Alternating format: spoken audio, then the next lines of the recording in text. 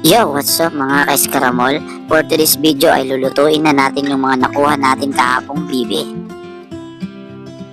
Una ay pakukulan muna natin ito hanggang 15 minutes para mas lumambot ang kanyang mga laman. At habang naghihintay ng 15 minutes na pagpapakulo ay itong ginagawa muna natin.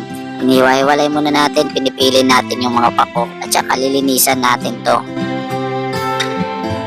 At rinedi ko na rin pala yung mga pampalasa na gagamitin natin, kagaya ng sibuyas, luya, bawang, tsaka siling haba.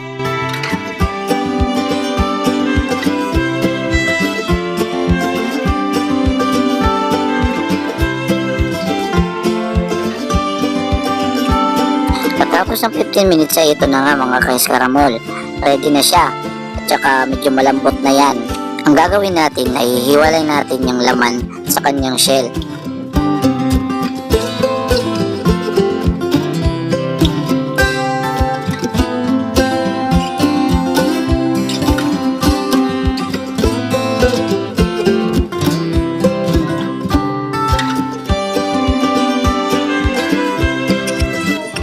O ayan mga ka-Escaramol, kompleto na yung mga gagamitin natin upang maluto yung bibe na nakuha natin kahapon.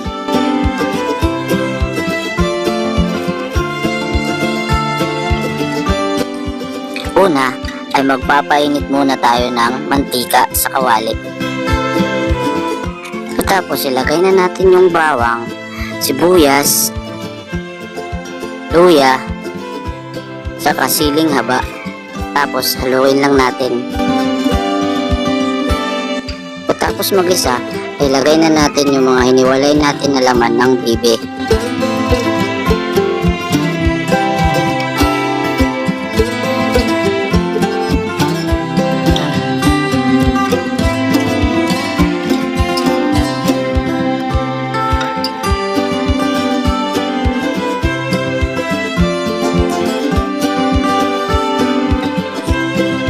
Ang susunod naman na gagawin natin, ilagay na natin yung pako.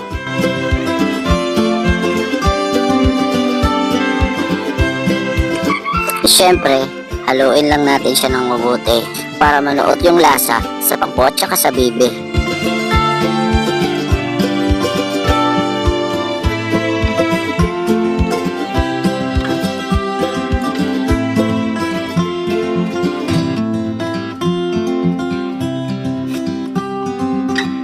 At kapag kumulo na, lagyan natin ng kunting suka, tsaka toyo.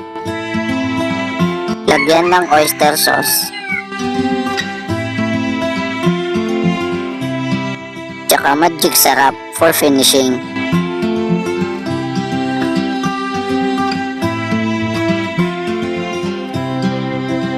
Tapos, halo-haloin lang natin para manuot yung mga pampalasa.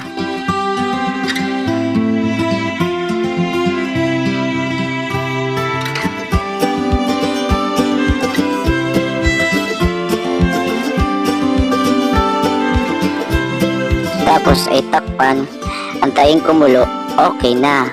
Salamat sa panonood mga ka-Escaramol. God bless.